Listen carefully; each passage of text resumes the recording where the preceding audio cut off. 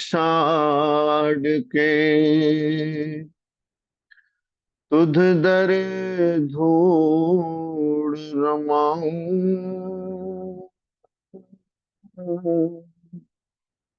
मंगत दीन दयाल प्रभु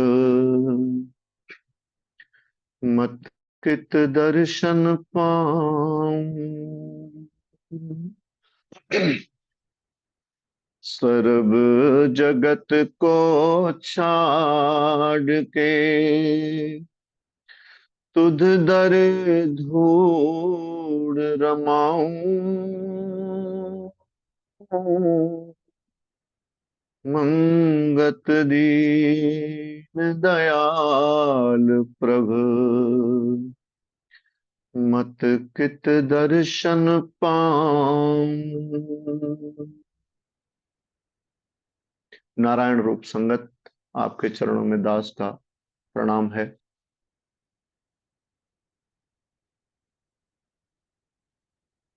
ग्रंथ श्री समता प्रकाश से शब्द संख्या 602 का गायन करेंगे, उस पर कुछ विचार करने का प्रयास करेंगे।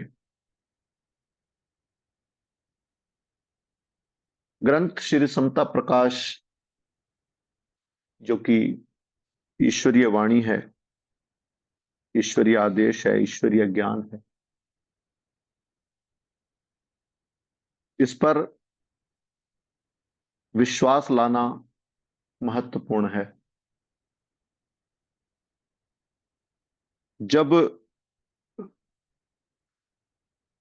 गुरु को साक्षात ईश्वर समझा जाता है, उस पर निश्चय लाया जाता है, तभी गुरु की बात समझ में आती है, उस पर विश्वास आता है। हम गुरु को मनुष्य समझ जाते हैं या मनुष्य से थोड़ा ऊपर संत का रूप समझ जाते हैं। गुरु को साक्षात परमपिता परमेश्वर जब तक ना समझा जाए तब तक बात बनती नहीं। अगर गुरु साक्षात पार ब्रह्म परमेश्वर है तो निश्चित रूप से उनके द्वारा प्रकट ज्ञान भी ईश्वरीय वाणी है। ऐसा निर्मल भाव रखते हुए वाणी गायन करेंगे। प्रभु चरनी विश्वास भयो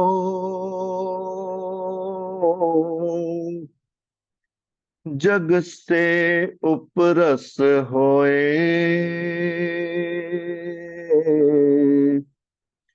मंगत भक्ति मूल ये कोई हरिजन हिये परोए। प्रभु चरनी विश्वास भयो जग से उपरस होए।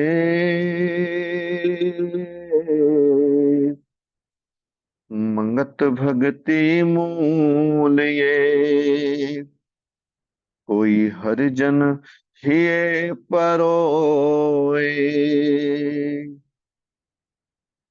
जन्म मरण से चाहे खुलासी सत स्वरूप का हो विश्वासी। सत्य कथा नित सत्संग परिते सत्पुरुषों के विचारें नीति। अगर मेरे पूर्व किए हुए शुभ कर्मों के फल स्वरूप कहीं से ये थोड़ी सी बात मेरे हृदय में, मेरे बुद्धि में समाती है कि ये संसार दुख रूप है, तत्पश्चात इस दुख रूप संसार से कैसे निवृत्त हुआ जाए, कैसे पार पाया जाए। अगर यह भाव मन में आता है कि हाँ, कि इस संसार में दुख है, तो दुखों से पार कैसे पाया जाए, इस जन्म मरण के चक्र से अगर वास्तव में मुझे छुटकारा पाना है, तो मुझे उस ईश्वर का विश्वासी बनना पड़ेगा। उस परम पिता परमात्मा पर विश्वास करना होगा, भरोसा करना होगा। और ये भरोसा, ये विश्वास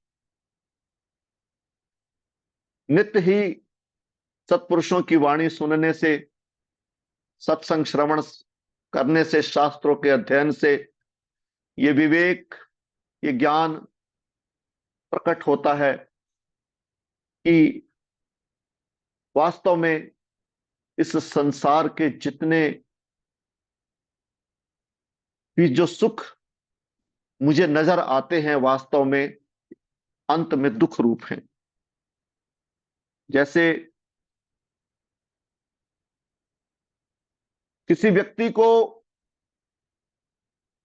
बड़ी अच्छी सी खीर परोस दी जाए और कोई शुभ चिंतक कान में आकर कह दे कि इसमें तो जहर मिला है, तो खीर खिलाने वाला व्यक्ति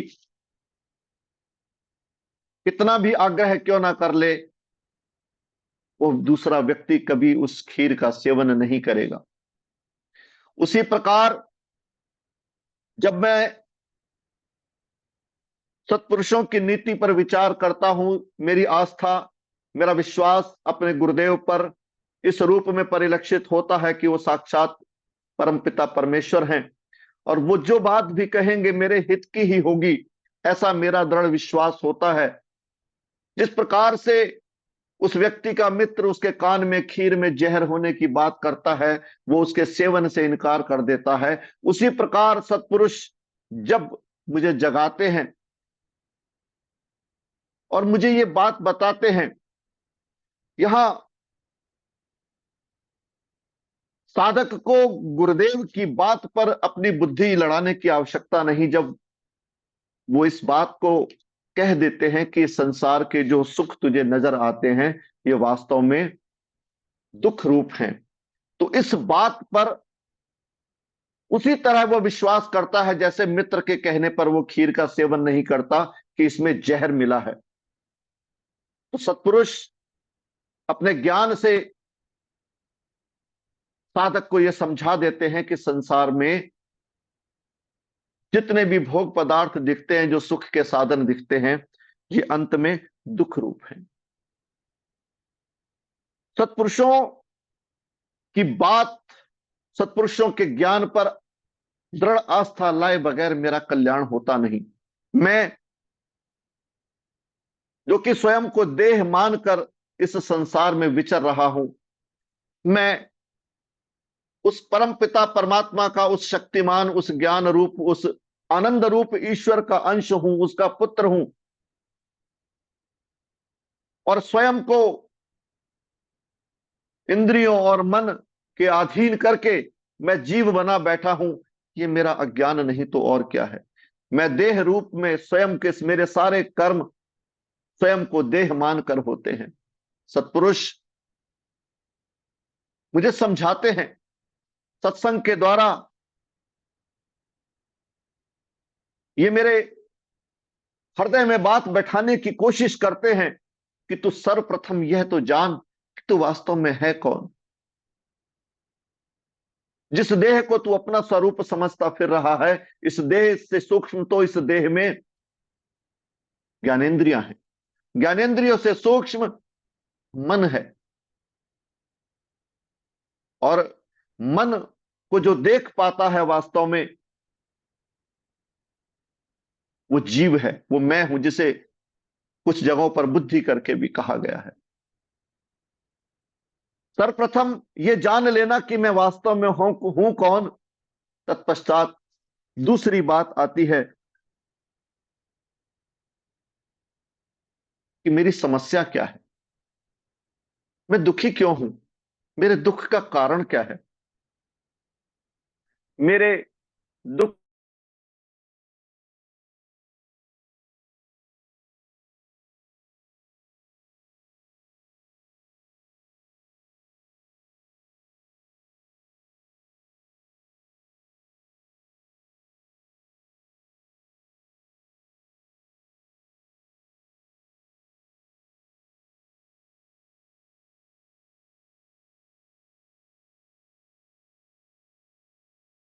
लेकर आती है, जब तक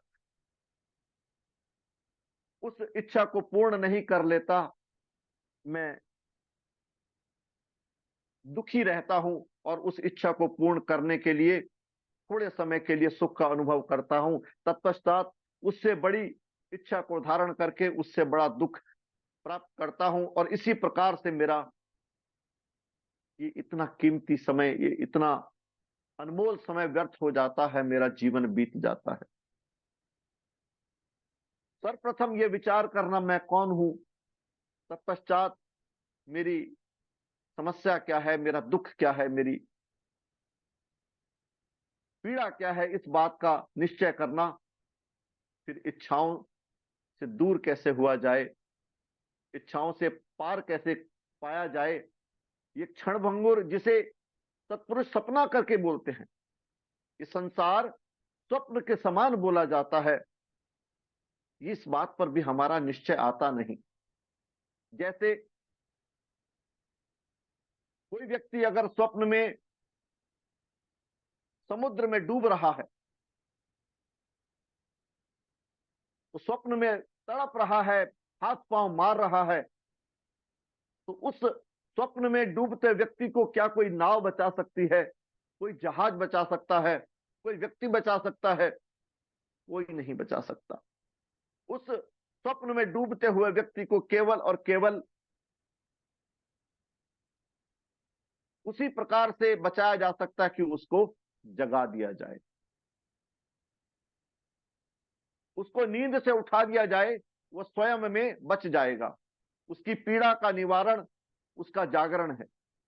उसी प्रकार ये संसार है।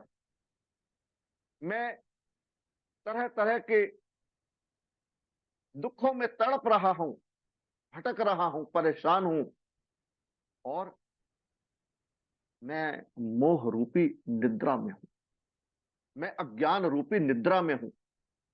जब मेरे परम सौभाग्य से किसी सत्पुरुष का मेरे जीवन में आगमन होता है, मुझे वो इस मोह निद्रा से जगा देते हैं, तो मेरा दुख दूर हो जाता है। बड़ी गंभीरता से समझने की आवश्यकता है कि संसार को स्वप्न क्यों कहा जाता है, कि मैं अज्ञान रूपी निद्रा में निमग्न हूं। मैं समझ नहीं पाता कि मेरे दुखों का कारण क्या है, जबकि सत्पुरुष फरमाते हैं मेरे दुखों का कारण, मेरी तकलीफों का कारण मेरे अपने किए हुए स्वयं के कर्म हैं। जीवन में जो भी सुख दुख आता है, ये ईश्वरीय विधान है। हम बड़े सरलता से कह देते हैं कि मुझे तो ईश्वर पर बड़ा भरोसा है। ईश्वर पर भरोसा अर्थात ईश्वर के बनाए हुए कानून पर भरोसा होना। कैसे जाना जाए कि कोई व्यक्ति ईश्वर विश्वासी है? ईश्वर पर विश्वास की कसौटी ईश्वर के बनाए हुए नियमों को मानना। ईश्वर कहते हैं कि तेरे जीवन में जो भी सुख और दुख, हम हम में से हर व्यक्ति अपने जीवन में होने वाली घटनाओं, सुख और दुख के रूप में, जो मेरे जीवन में घटनाएं होती हैं, उसका कारण मैं स्वयं को या दूसरों को देने की कोशिश करता हूं। मैं नहीं जान पाता कि इन घटनाओं का एकमात्र कारण मेरे स्वयं के द्वारा किए हुए शुभ अशुभ कर्म ही है। तुलसीदास जी कहते हैं रामायण में, काहू न को सुख दुख कर दाता, निज कृत कर्म भोग सब भ्राता। इस संसार में किसी व्यक्ति की यह हैसियत नहीं, ये सामर्थ्य भगवान ने किसी को भी नहीं दी कि वो किसी को सुख दे सके या दुख दे सके। मेरे सुख या मेरे दुख, इन सब का कारण मेरे ही द्वारा किए हुए कर्म है। तो मैं कैसी मोह निद्रा से मुझे ईश्वर जगाते हैं, ये निद्रा है। जो व्यक्ति इस बात को नहीं जानता कि हां, मेरे ही कर्मों का फल मुझे मिल रहा है, इसका अर्थ वो गहरी निद्रा में सोया है। और इस निद्रा से हमें किसने जगाया? मेरे गुरुदेव ने जगाया, ईश्वर की वाणी ने जगाया। ऐसी ही मोह निद्रा से जिस व्यक्ति को इस बात पर दृढ़ निश्चय हो जाए कि मेरे जीवन में होने वाली घटनाएं मेरे ही किए हुए कर्मों का फल है, तो निश्चित रूप से ऐसा व्यक्ति ऐसी सब घटनाओं को सहर्ष स्वीकार करेगा, ईश्वर हुक्म में जीने की कोशिश करेगा, ईश्वर हुक्म में सहने का प्रयास करेगा। ऐसी होती है मोह निद्रा से जागरण की अवस्था। आगे गुरुदेव कहते हैं, अपना जीवन नित अंतर देखे, पाप कूप के नित करे लेखे। हम सामान्य रूप से सांसारिक कर्मों को अलग और आध्यात्मिक यानी कि ईश्वर भक्ति को अलग दो डिपार्टमेंट बना देते हैं कि सुबह शाम आधा घंटा 1 घंटा धर्म कर लिया, ईश्वर भक्ति कर ली, उसके बाद सांसारिक कर्म में तो हमारे पास बहाना होता ही है कि क्या करें जी, झूठ बोले बगैर गुजारा नहीं होता। जबकि किसी को अगर बड़ी सरलता से आनंद का मार्ग समझना हो, ईश्वरीय ज्ञान समझना हो, कोई बड़ी कठिन बात नहीं है। 3 सिद्धांत ग्रहण कर लेने के उपरांत कुछ और विशेष करने की आवश्यकता नहीं। प्रथम, प्रभु का नाम सिमरना, अधिकतम समय प्रभु का नाम सिमरना, दैनिक रूप से बारंबार जब समय मिले अपने कार्य क्षेत्र में होते हुए भी ईश्वर के नाम को सिमरना। प्रेमियों, वास्तविकता यह है, ईश्वर का नाम सुमरन किए बगैर बुद्धि में प्रकाश नहीं होता। सत्संग श्रवण के उपरांत सत्संग की बातों को समझने की सामर्थ्य भी नाम सिमरन के द्वारा आती है। जो भी ईश्वरीय ज्ञान प्रकट होता है सिमरन के द्वारा प्रकट होता है। नहीं तो सत्पुरुषों ने कितनी पढ़ाइयां की थी, 7th पास, 8th पास, 9th पास, कोई स्कूल नहीं गया। ऐसे ऐसे सत्पुरुष हमारे कालखंड में हुए हैं। ईश्वर अपने भक्त को कितना ज्ञान देना है इसका निर्णय स्वयं लेते हैं। तो प्रथम बात, ईश्वर का सिमरन करना।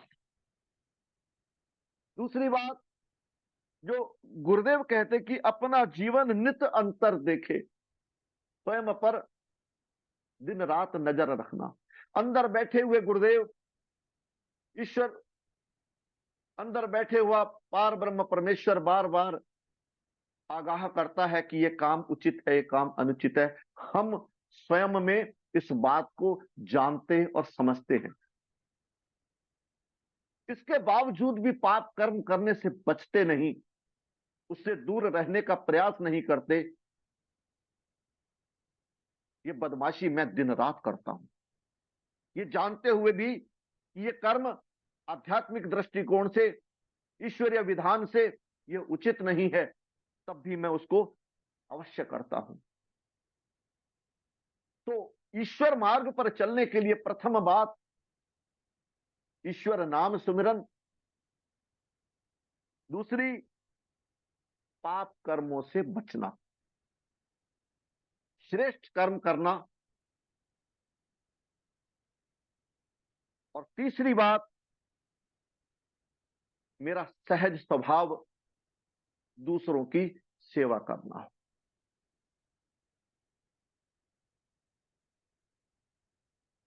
निष्काम होकर दूसरे की मदद के लिए मेरे हाथ बढ़ चले, ऐसा मेरा स्वभाव होना चाहिए।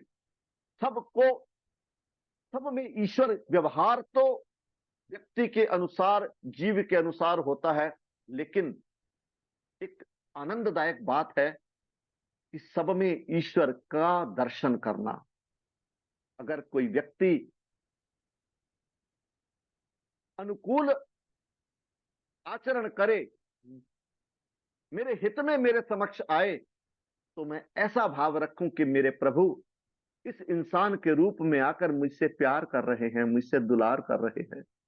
वो परमात्मा मुझसे मोहब्बत करने के लिए, मेरी रक्षा करने के लिए, मुझे प्यार करने के लिए इस व्यक्ति के रूप में मेरे सामने आया है। और इसके विपरीत अगर कोई व्यक्ति कटु वचन कहता है या कोई तकलीफ पहुंचाता है, तब भी ईश्वर की याद आनी चाहिए। हे प्रभु, आप इस रूप में मेरे समक्ष आए हो, मेरे कर्मों का दंड देने के लिए आए हो। हे प्रभु, तो सब जीवों से प्रेम हो, तन मन सेवाधार, ये गुरुदेव कहते हैं। मैं ईश्वरीय ज्ञान को समझूं,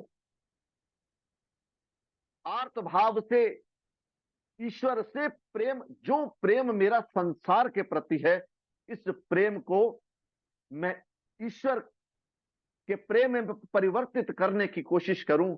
मेरा कल्याण ईश्वर से सच्चा प्रेम करने से होगा। समर्पण भाव से मैं उनसे प्रार्थना करूं कि हे प्रभु, कृष्ण कहते हैं कि मैं तेरे सारे पापों को माफ कर दूंगा, तू मेरी शरण में आ जा। लेकिन वो गलतियां दोबारा ना हो। एक बार ईश्वर से क्षमा मांग ली, सत्पुरुष कहते हैं कि अब तक जो पाप किए उसकी जिम्मेदारी मेरी, इसके आगे संभल जाओ।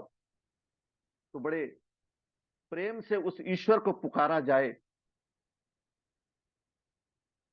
नाम सिमरन के द्वारा, मंत्र सिमरन के द्वारा दिन रात उस प्रभु से प्रीत लगाई जाए, क्योंकि वो प्रभु द्वंद्व रूप नहीं है, वो निर्द्वंद है। वहां केवल सुख है, केवल प्रेम है, केवल ज्ञान है। मैं ऐसे प्रभु को किस प्रकार पुकारूं, बार बार उनसे प्रार्थना करूं। दो पंक्तियां आपके समक्ष रखता हूं।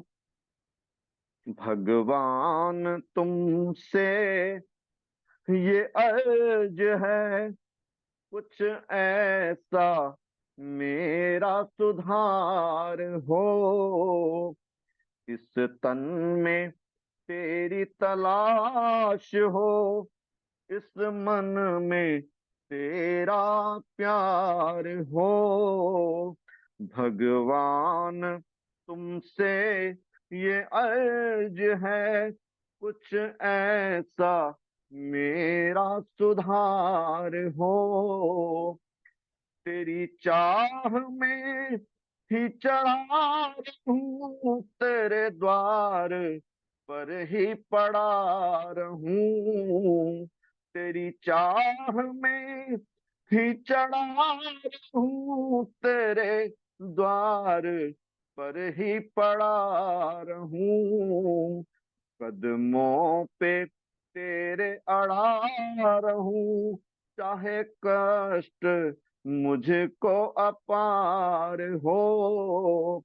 भगवान तुमसे ये अर्ज है, कुछ ऐसा मेरा सुधार हो, तेरी याद दिल में किया करूं, तुझे धन्यवाद दिया करूं, तेरी याद दिल में किया करूं, तुझे धन्यवाद दिया करूं, तेरा नकद नाम लिया करूं, ये रकम न मुझ पे उधार हो।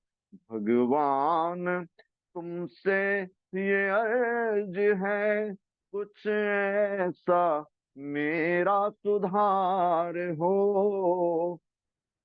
मेरे ध्यान में तू फंसा रहे, रग रग में तू ही बसा रहे।